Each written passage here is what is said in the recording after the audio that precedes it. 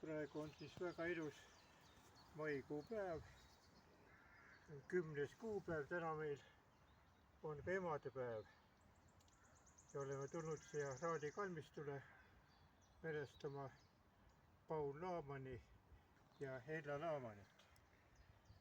Ja kui ma praegu vaatan, vabadussõja mees Paul Laaman ikka on jäänud meile mällu püsima ja temast oleme rääkinud palju ja oli üks tegus Eesti mees, keda mälestame, ma usun, veel meie lapsed ja võib-olla ka lapselapsed edasi.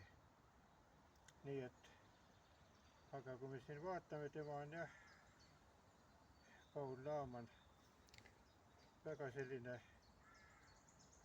teada-tuntud inimene ja samuti teame ka Ella Laamani. Tema on